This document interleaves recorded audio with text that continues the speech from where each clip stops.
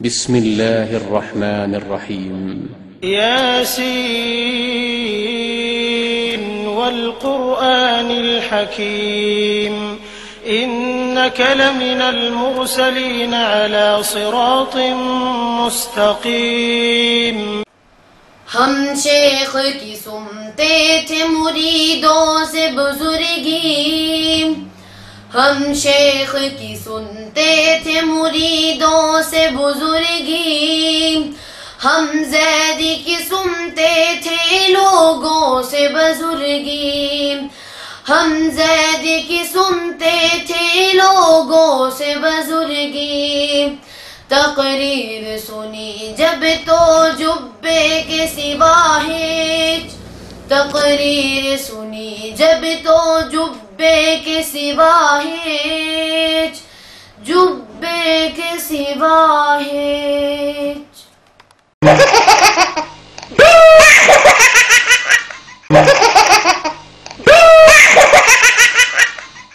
نحمده ونصلي ونسلم على رسوله الكريم اما بعد فاعوذ بالله من الشیطان الرجیم بسم اللہ الرحمن الرحیم. گرامی قدر سامعین، پہلوانی کے شعبے میں سب سے بڑے پہلوان کو رستم زماں کہتے ہیں، جبکہ باکسنگ کی دنیا میں بڑے باکسر کو عالمی ہیوی ویٹ چیمپئن کہتے ہیں. انٹرنیشنل مقابلوں میں جیتنے والی کرکٹ ٹیم کو ورلڈ کپ ہولڈر کے نام سے یاد کیا جاتا ہے. تو عربی زبان میں بڑے شاعر کو اشعار الشعراء کہا جاتا ہے. ایک دفعہ کسی شخص نے ایک بڑے شاعر سے پوچھ لیا کہ اس دور میں اشعار الشعراء کون ہے، تو شاعر اسے پکڑ کر ایک گھر لے گیا. کافی دیر دروازہ کھٹکھٹانے کے بعد اندر سے ایک بڑے میاں نکلے. ان کے منہ پر ادھر ادھر دودھ لگا ہوا تھا. اس شاعر نے کہا کہ یہ بڑے میاں بکری کا دودھ برتن میں نکال کر نہیں پیتے، بلکہ بکری کے تھنوں کو منہ لگا کر دودھ پیتے ہیں. اس کی وجہ یہ ہے کہ بڑے میاں کا خیال یہ ہے کہ دودھ برتن میں نکالنے سے جو آواز پیدا ہوگی اس آواز کو سن کر ان سے کوئی دودھ ہی نہ مانگ لے. یہ ان کے بخل کی انتہا ہے. دنیا کے اتنے بڑے بخیل شخص میرے والد ہیں. اب جو شاعر ایسے باپ کو اپنی فخریہ شاعری میں پیش کرے اور ان کی سخاوت کے قصے لوگوں کو اشعار کی صورت میں سنائے اور لوگ اسے تسلیم بھی کر لیں کہ یہ شاعر بڑے سخی باپ کا بیٹا ہے، تو سمجھ لو کہ ایسا شخص اشعار الشعراء ہے، یعنی دنیا کا سب سے بڑا شاعر ہے.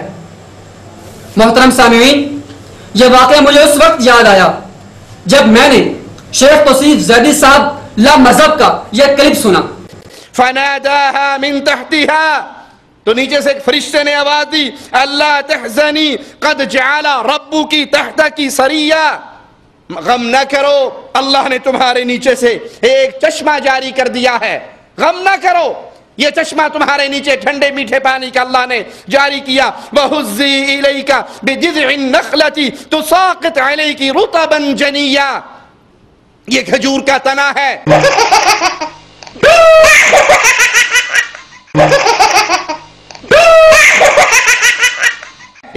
انا للہ و انا الیہ راجعون. گرامی قدر سامعین، آپ نے نوٹ کیا کہ توصیف لا مذہب نے اس آیت کو دیکھ پڑھا اور پھر بھی غیر پڑھا.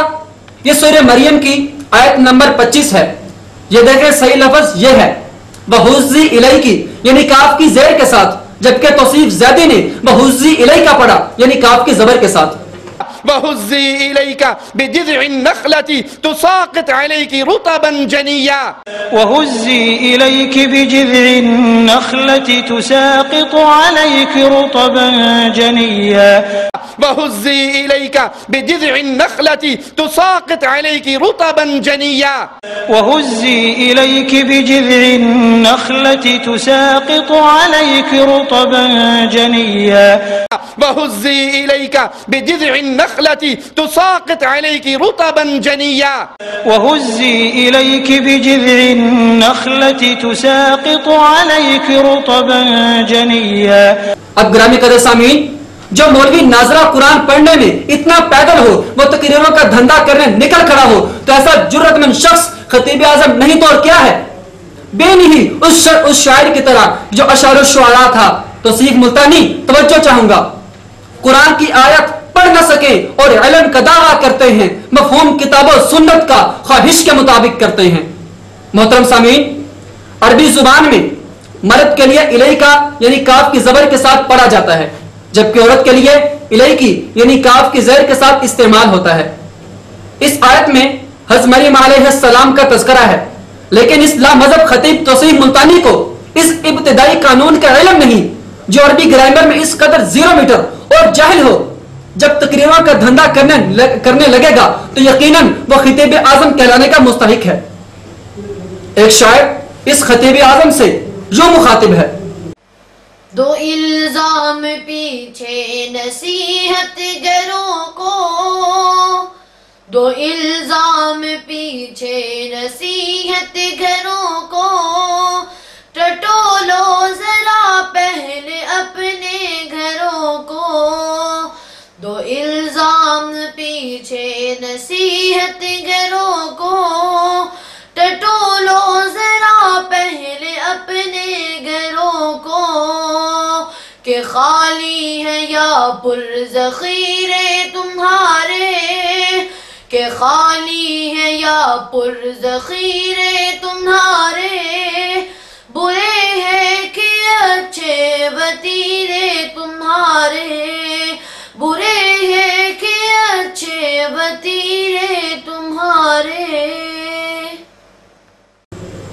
معزز سامعین، اس آیت میں علیہ کا لفظ موجود ہے اور خطیب موصوف نے اس کو کاف کی زیر کے ساتھ یعنی علیہ کی ہی پڑھا ہے، لیکن موصوف جنا نالج اور شعور آگاہی سے اس قدر پیدل ہے کہ اسے اندازہ ہی نہیں ہے کہ الیکا اور علیکی میں یہ اتنا بڑا فرق کیا ہے۔ اس کی کھوپڑی میں یہ بات نہیں آئی کہ یہ کیسے ہو سکتا ہے کہ مریم علیہ السلام کو ایک ہی جگہ مرد والے صیغے سے پکارا گیا اور اسی آیت میں دوسری جگہ انہیں عورت والے صیغے سے کیوں کر پکارا گیا ہے۔ محترم سامعین، جنا نالج اور شعور آگاہی میں اس قدر 0 میٹر اور جاہل شخص جب تقریروں کا دھندا کرنے نکل کھڑا ہو اور بہت سے لامذہب اس کی تقریر سنیں گے تو ایسا جاہل شخص لامذہب کا خطیب اعظم نہیں تو کیا ہے؟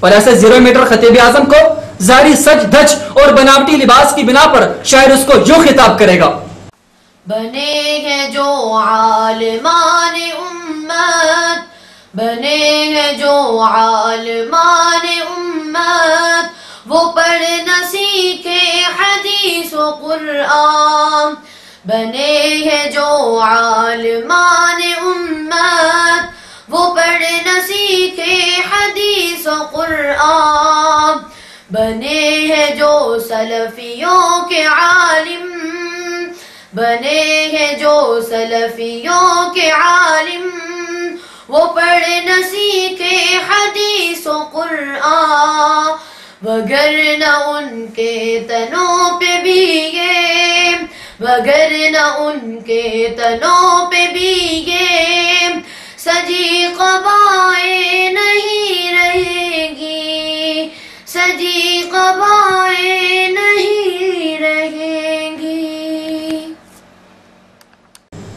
گرامی قدر سامعین، علم و آگاہی اور شعور سے اس قدر پیدل لوگ جب علماء دیوبند اہل سنت والجماعت پر بیجا تنقید کرتے ہیں اور علماء دیوبند پر طعن و تشنیع کرتے ہیں تو آپ ہی فیصلہ کریں کہ کیا وہ اس تنقید کے اہل بھی ہیں، اور کیا ان کی تنقید میں ذرا بھی وزن ہوگا، اور کیا فرزندان توحید و سنت کا یہ فرض نہیں ہے کہ ایسے بہروپیوں کی نشاندہی کریں اور امت اسلامیہ کو ان کے علمی معیار سے روشناس کرائیں؟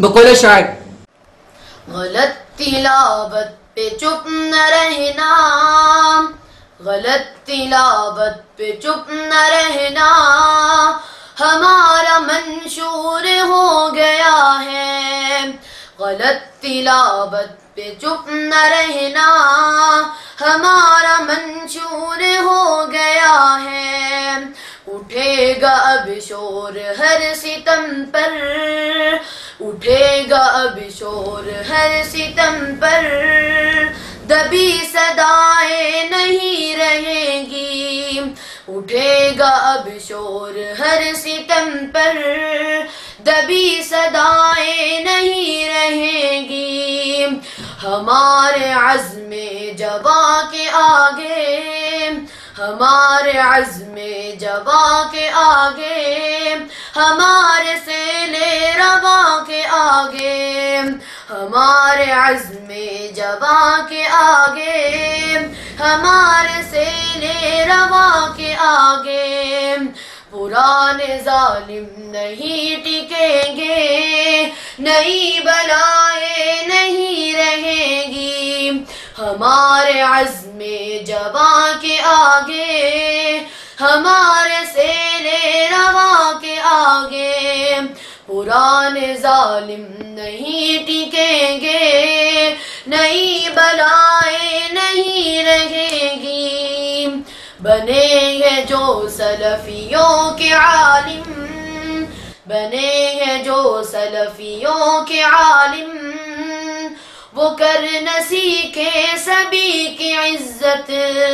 بنے ہیں جو سلفیوں کے عالم، وہ کر نہ سیکھے سبھی کی عزت، وگرنہ ان کے تنوں پہ بھی یہ، وگرنہ ان کے تنوں پہ بھی یہ سجی قبائیں نہیں رہیں گی، وگرنہ ان کے تنوں پہ بھی یہ سجی قبائیں نہیں رہیں گی، سجی قبائیں نہیں رہیں گی۔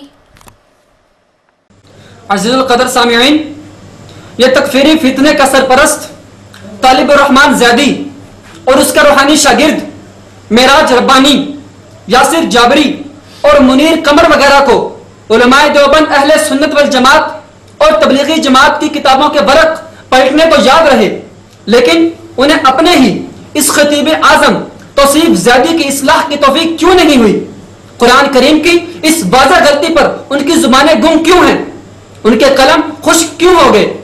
ان کا یہ طرز عمل گواہ ہے کہ اس تکفیری اور تنقیدی گروہ کا مقصد کسی غلطی کی نشاندہی نہیں ہے، بلکہ ان کو علماء دیوبند اہل سنت والجماعت سے ضد ہے۔ ان کو علماء دیوبند اہل سنت والجماعت سے تعصب ہے۔ ان کا یہ طرز عمل فرقہ واریت کو فروغ دینا ہے۔ ان کا مقصد نفرتوں کو بڑھانا ہے۔ اپنوں سے نظر ہٹا لینے اور دوسروں پر بیجا تنقید کی بابت حالی نے کیا خوب کہا تھا، ذرا تصرف کے ساتھ عرض ہے۔ بڑھے جس سے نفرت وہ تقریر کرنی، بڑھے جس سے نفرت وہ تقریر کرنی، جگر جس سے شک ہو وہ تحریر کرنی، جگر جس سے شک ہو وہ تحریر کرنی۔ یہ ہے سلفیوں کا تمہارے طریقہ، یہ ہے سلفیوں کا تمہارے طریقہ، یہ ہے رہبروں کا تمہارے طریقہ۔ محترم سامعین، اس لامذہب اور تکفیری ٹولے نے اپنی تقریروں اور تحریروں میں علماء دیوبند اہل سنت والجماعت پر بہتان ترازی اور الزام تراشی کا بازار سرگرم کر رکھا ہے۔ انہوں نے ہمارے صبر و تحمل کا غلط فائدہ اٹھایا، انہوں نے ہمارے خلاف گمراہ کن پروپیگنڈا کر کے امت میں فرقہ واریت اور نفرتوں کا بیج بوئے ہیں۔ میں یہ ایک شعر ان کی خدمت میں عرض کر کے اپنے جذبات کی ترجمانی کر سکتا ہوں۔ بنے ہیں جو عالمان سلفی، وہ کرنا سیکھیں سبھی کی عزت، وگرنہ ان کے تنوں پہ بھیجے سجی قبائیں نہیں رہیں گی۔ ظلمت شب ہے پھیلی ہوئی چار سو، وہ بزید ہے میں اس کو سویرا کہوں، وہ بزید ہے میں اس کو سویرا کہوں۔ رہنمائی کا پرچم لیے ہاتھ میں، جو لوگوں کو لوٹے انہیں کیا کہوں، جو چندے بٹورے انہیں کیا کہوں۔ خوف کھا کر انہیں راہ بر مان لوں، خوف کھا کر انہیں راہ بر مان لوں، یا بے خوف ہو کر لوٹیرا کہوں یا بے خوف ہو کر لوٹیرا کہوں. جرت ہے ان دلائل کا جواب دلائل کے میدان میں دیجئے، اور اگر صرف تانوں سے کام چلانا چاہو گے تو شیشہ دکھانا ہمیں بھی آتا ہے. توصیف زیدی صاحب، ہم نے تانوں سے کام نہیں چلایا. کیا ہی اچھا ہو کہ آپ کو دوسروں کو جو شیشہ دکھانا آتا ہے اس پہ ذرا اپنا بھی منہ دیکھ لیتے. اپنا چہرہ اگر تم کبھی دیکھتے، اپنا چہرہ اگر تم کبھی دیکھتے، پھر کسی میں نہ کوئی کمی دیکھتے. اپنا چہرہ اگر تم کبھی دیکھتے، پھر کسی میں نہ کوئی کمی دیکھتے. مجھے معاف کر دینا، مجھے معاف کر دینا، مجھے معاف کر دینا، مجھے معاف کر دینا، مجھے معاف کر دینا.